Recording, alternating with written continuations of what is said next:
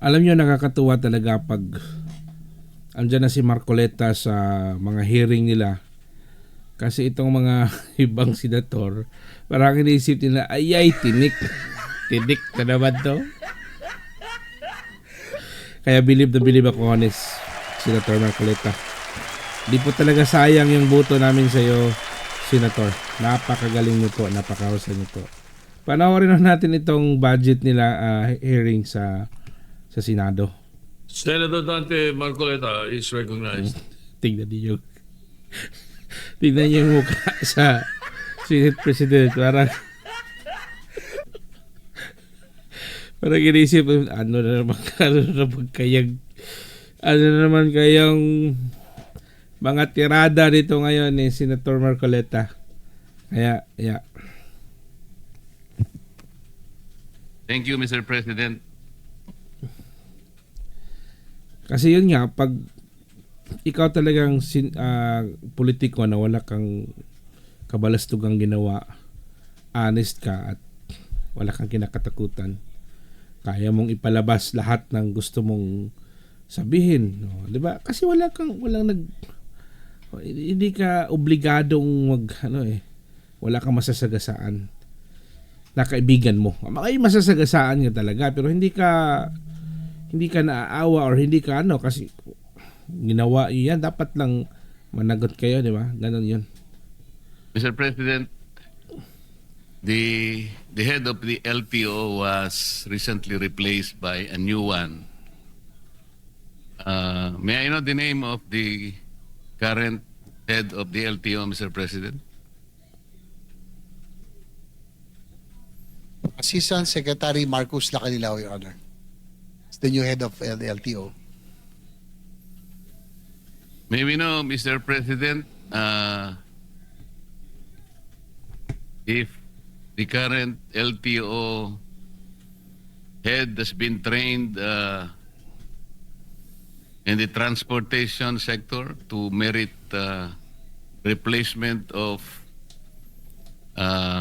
Attorney Vigor Mendoza, the last one that I knew to be the head of the LTO.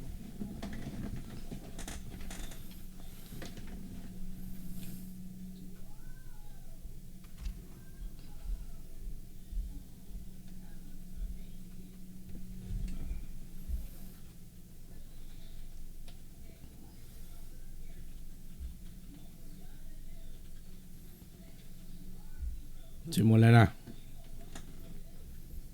Tingnan niya. Nakagano na yung ni Senator Marcoleta. Patso kayo ngayon.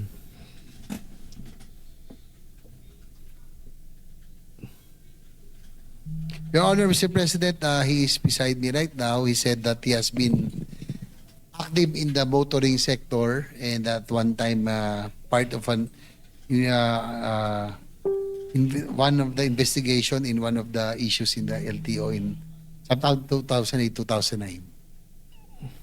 May we know, Mr. President, how active or to what extent he is so active in the motoring sector?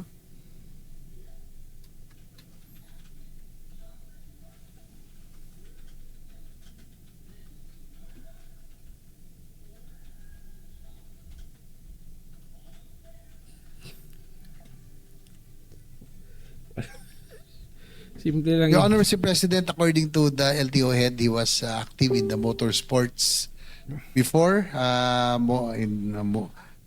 racing and motorcycle racing, Your Honor, Mr. President. Mr. President, pagka ikaw ba ay nasa car racing or anumang klaseng racing yan o horse racing halimbawa, does that qualify you automatically as head of the LTO? Alam po ninyo, Mr. President, Tama. doon lamang po sa mga core functions ng LTO, to name a few, issuance of licenses and permits, motor vehicle registration, enforcement of LTO laws, adjudication of traffic cases, collection of revenues for the government. Andiyan pa yung Napakarami po. Why do you think he merited to be the head of the LTO by being a car racer, Mr. President?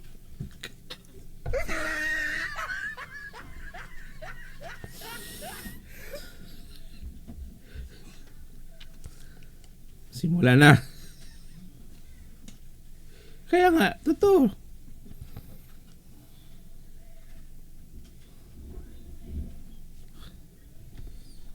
Di ba may mga qualification yan, di ba? So na dapat sundin. Tayo nga, pag nag-apply tayo ng trabaho, may nakaano yan, dapat ano yung posisyon. Qualified ka ba or hindi, di ba?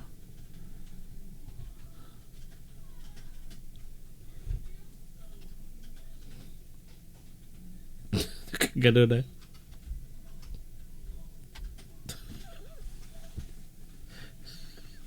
Patay tayo dyan.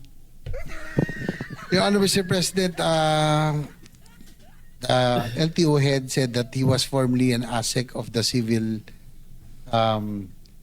defense and also was involved in yung pong kanilang family was part of had a bus company, and yung his previous jobs, he said that he was really active in the motoring industry. By the way, sa LTO budget yung hearing dito. So, scrutinize nila. So, yun yung mga simpleng tanong muna ni Senator Marcoleta. And also importation of cars. So, more or less yun po yung kanyang knowledge po about itong mga vehicles and all, Mr. President. I can sense the difficulty, Mr. President, in trying to show some credentials to relate himself to the transportation sector. Tama. O dahil ba you own a bus company, for example? O nasama ka sa mga car enthusiasts? O nakapanood ka ng pelikula about the vehicles? Fast and Furious. Kasi po ang pinag-uusapan natin, Mr. President, napakalaki po ng problema ng ating transportation industry. Hanggang ngayon po without belittling the efforts of the previous occupants of that office, Mr. President, hanggang ngayon po talaga, pagka po pinag-usapan ng EDSA lang po. Sasakit na po lahat ang ulo natin. Tama. Pagkatapos, ngayon po, meron na namang mag-head. Hindi ko nga po alam kung bakit tinanggal yung dati. Bakit po ba tinanggal yung dati, Mr. President?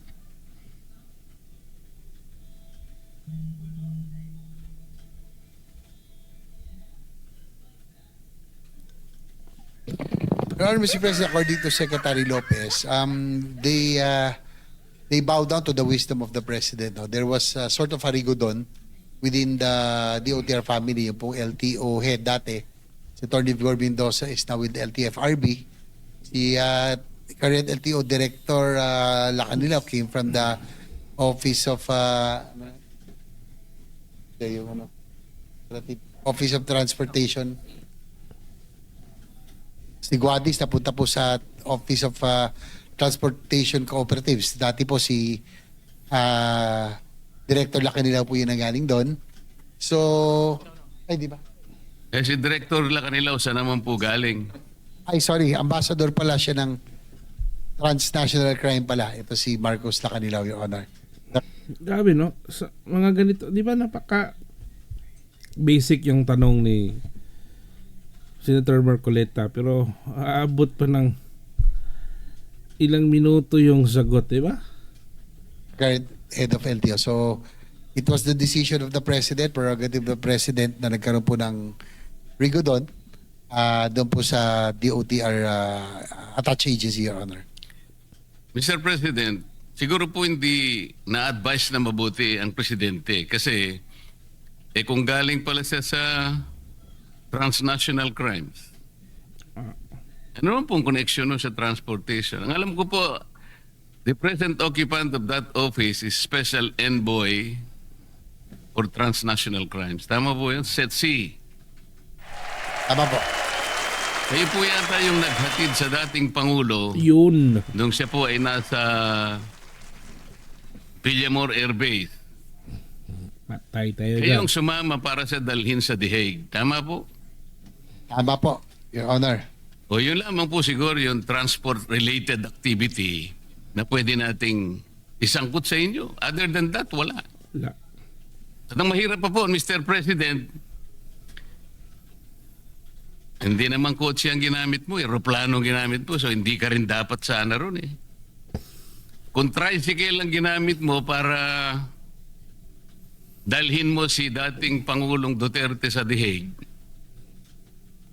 mula nung March hanggang ngayon, baka hindi ka pa nakarating. Sa layo nun. So wala din eh.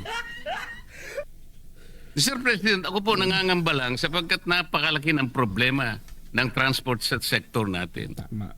Licensing na licensing lang. Yung pag-i-issue lang ng plate ng mga sasakyan. Registration. Enforcement ng ating LTO laws. Tignan nyo, ito yung kinakalaban nyo. Ito yung taong ididemanda nyo. Alam nyo, gaano magsalita, paano pero iwan ko na lang itong mga taong gustong pabagsakin si Marcoleta. Paano niyo po i-undertake ang napakarami pong sagutin na ito? Wala naman po kayong training. Ano po ba yung academic discipline ng ating Yun. bagong ASEC ng LTO, Mr. President?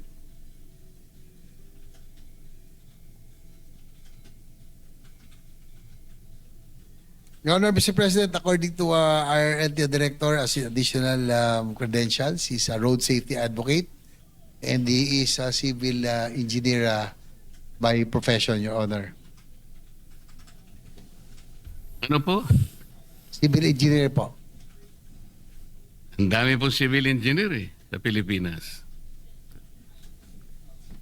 Nang dahil po ba safety engineer kayo, ang gusto ko po sanang malaman, ano po ba yung mga naging katangian ninyo, ang training ninyo, ang mga credentials ninyo dahil hindi po biro-biro ang opisinang pinasok ninyo? Nang dahil lamang po sa rigudon, gano'n lamang po. I don't think the President was advised very well. Marami naman po siyang pwedeng ilagay bakit po kayo nagaling sa SETC? Ano nga yung sabi ng kapatid niya? Yun yung dahilan. Kaya ang nilagay. Tama. O sige, nirigudon sana kayo. Baka kayo na po siguro ang naging executive director ng PCTC. Kasi, kung hindi ako nagkakamali, yun ang Philippine Center for Transnational Crimes. Parang magkalapit. Pero parang dali po kayo sa LTO. Masyadong malayo po yun Patso. Is my observation valid, Mr. President? Your Honor, Mr. President, according to Secretary Lopez, we just defer to the wisdom of the appointing authority, Your Nakakawa ito si Senator J.B. Sapag. Honor. So, hindi rin naman daw nila they were also caught by surprise doon nung nagkaroon po ng rigudon. So they just have to follow orders, Your Honor, Mr. President. I will not question the wisdom of the appointing authority, Mr. President. I never will. Only the President can appoint anybody, nobody else. Tama. Ang problema lang, baka hindi siya in-advise ang mabuti. Kasi kung halimbawa, Yun Once kasi pai-appoint normally ang Pangulo, hindi man yan siya dapat automatic i-appoint yan, di ba? Mayroon yan silang dyan, yung mag-scrutinize kasama dyan yung Senate President. Meron yan silang grupo dyan na mag-scrutinize yung karapat-dapat ba yung ilalagay nila dyan. Pero anong nangyari? Pinalitan si Chis Escudero. Tapos, ganun na. Ganun ang nangyayari. Dadaan yan sa commission on appointments. Kaya nga hindi nga maganda yung ano eh. Kasi nga yung Senate President is kasamahan sa Pangulo. Dapat sana yan sila. Dapat yung Senate President is iba sana ng, di ba, para may check and balance. Pero ang nangyari dyan ngayon, kung ano yung ilalagay dyan sa Pangulo natin, so wala nang question. Diretso na, di ba? Yun. Siguradong hindi siya papasa, Mr. President. Tama. Because meritocracy, I think, is fundamental. That is the only way wherein the checks and balances of the legislature will come in. Without questioning the appointing authority, but we can assess the competence, the merit and fitness of the appointee. But Now we're talking about the budget, Mr. President. We're going to entrust to the head of the LTO the budget that they required to execute the programs for 2026. The concern is, kung wala naman po kayong training sa gagawin ninyo,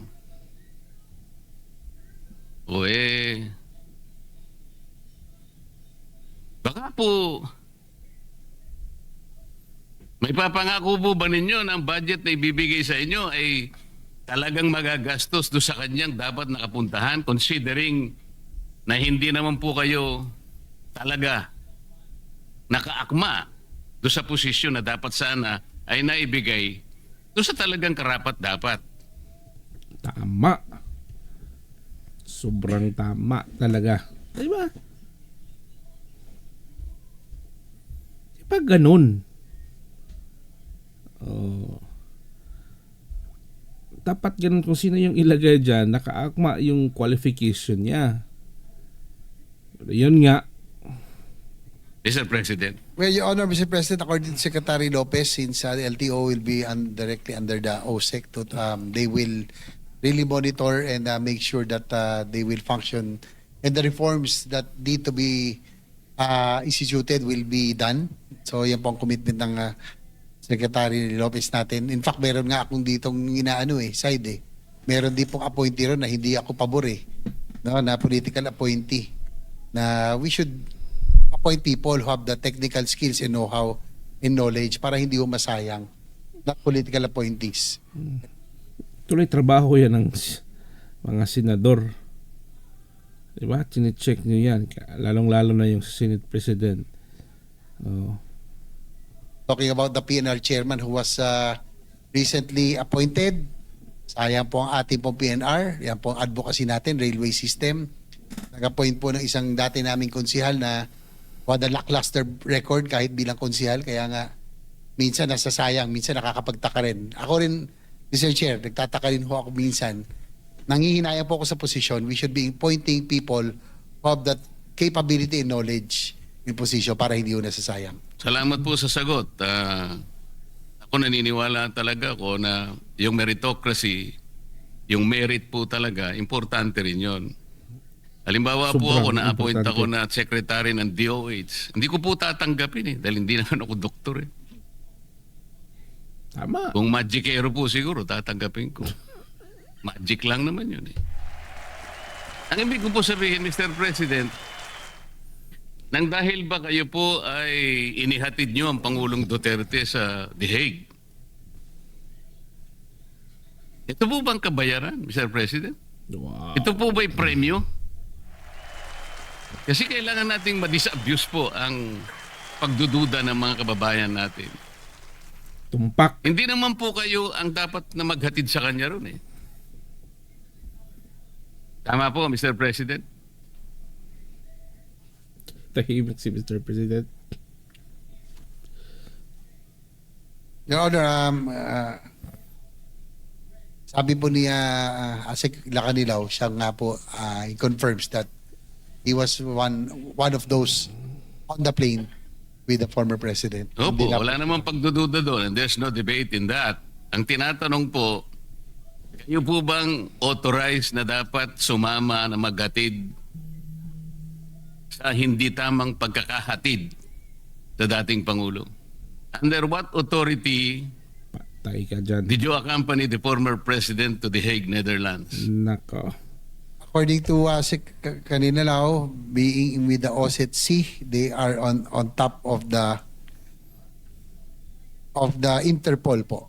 Kaya po sila po Yun, patay. kasama. Kaya What po, do you mean they are on top of the Patay ka Interpol, dyan. Mr. President?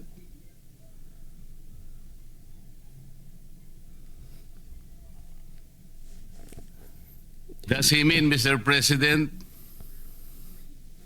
he's the local counterpart of the Interpol in the Philippines? Normally nga, yung ICC, yung mga konektado nila ay I don't know kung nag-aral to siya, pero normally yung may alam din sa kanila, di ba? Normally kung basahin mo yung ano nila ba, yung rules and regulation din sa ICC. Yeah.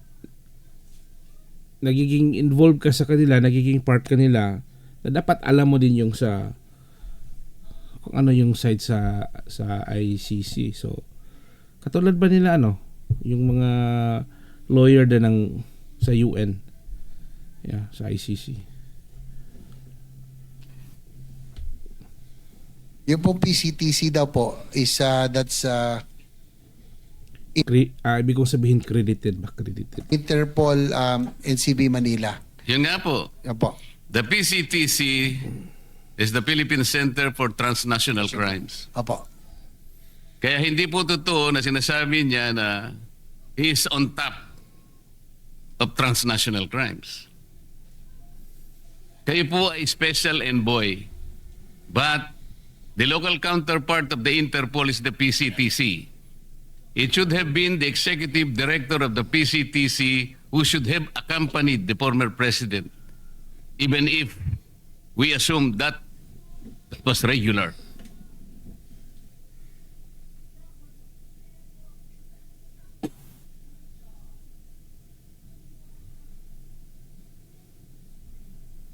Kaubo.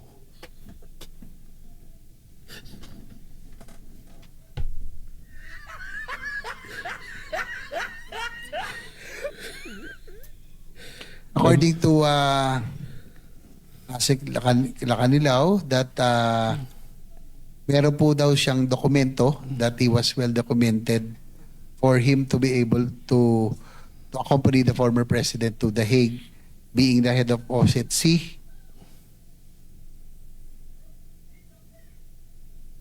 Tapos yung PCTC po is the operational arm under OSCE, Your Honor, Mr. President. So yun po yung kanyang personality or credentials for being the former president. Can you give us a copy of that document, Mr. President? Wow. According to Asik Lacanilaw, it's with the Office of the President, Your Honor. Ano po? Nasa OP daw, sa Office of the President. Or the Office of the Executive Secretary. Can you get about that? They will try to request for a copy, Your Honor. Saan yun? Sa DOJ. What does the document say, Mr. President?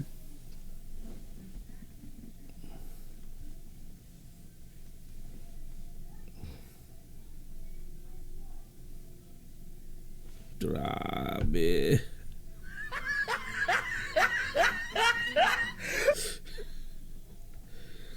Napakagandang tingnan yung mga kilay ni Marcolita.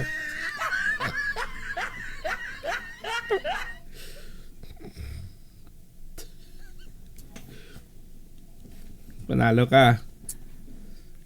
According to Asik Lacanilaw, he doesn't know exactly the contents of the document, but he was just informed that there was a document that Kaya tuligog.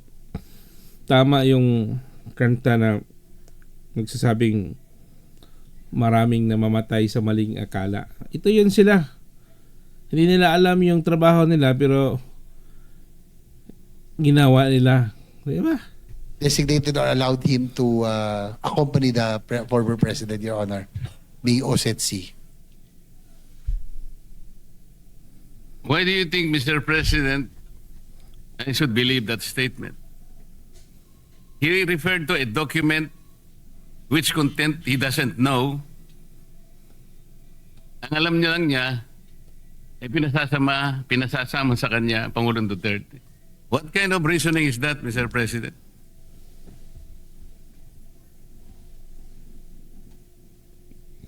Sabihin niyo na yung totoo para matapos na ako kasi sandali lang naman sana ako eh. Kung hindi lang paligoy-ligoy kayo, tapos na ako eh.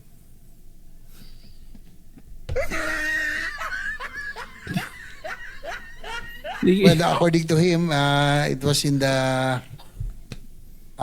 nung nagkaroon daw ng investigation dito regarding that, according to Secretary Remulla of the LG, that yun lang po na sinasabi that he was well documented when he accompanied the former president, Your Honor. Sinabi mo na naman si Secretary Remulla eh. Eh puro kwentong kutsero naman ang... Ganito na lang. Kung sakasakali, Mr. President, kung sakasakali lang naman, ano,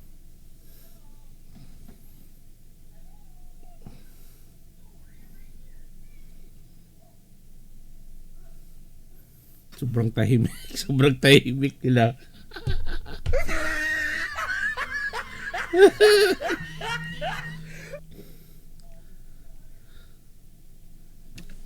ito po kasi, tama naman yung aking suspecha, Mr. President.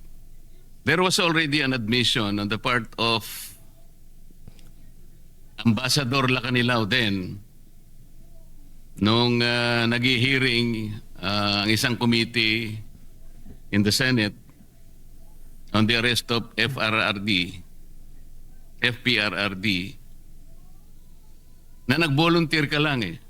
Yun. Because there is no available official of PCTC o walang Yun. personnel. Parang nasabi niya ito doon sa hearing ni Senator Amy. Manood ko din yun. Ikaw ang nag-volunteer. There is a transcript to this effect that you just volunteered. So there is no document. Tama. So, Kaya nga illegal yung dapat nga isa din to sa makasuhan eh. which is very, very clear, Mr. President, that he himself volunteered due to the unavailability of personnel from PCTC. So he arrogated upon himself something that was not lawfully delegated to him. Yeah. Sa makatid, talagang Same story din yan ngayon. Mahilig to siya kung magpresenta sa sarili. Kasi yun nga din doon, hindi din siya dapat supposed to be ganun yung gagawin niya. Ganito rin sa LTO, dapat sa kanya yung posisyon, hindi nga siya qualified, siya din yung nandyan. Kakatawa. parang bayad lang. Parang papremyo lang sa kanya ito. Kaya pala hindi niya maipaliwanag kung bakit siya. Alam mo, Mr. President, ganito po yan eh. Lahat po ng notice ng isang korte, lahat ng subpoena o anumang klase ang ipatupad ng korte, yung sheriff po ang nagdadala. Kumbaga, yung PCTC dapat ang nagdala sa Pangulong Duterte. Kaya nga dapat niya pagdakip ni Tatay Digong, dalhin niyo muna sa korte. Dalhin niyo muna sa dapat kasi under siya sa batas natin, sa konstitusyon natin. Oh, di ba? So ganyan 'yon. Pero kayo po nag-volunteer. Tama po. Yes, Your Honor, Mr. President, inaamin po ni Secretary Lilaw na siya po ay nag-volunteer. Oh, nag-volunteer. So wala na yung dokumento ha. Wala na yung dokumento eh. Hindi mo nga maipaliwanag kung ano yung content ng document. Eh, kwento lang yun. Kwentong kutsero lang. Yes?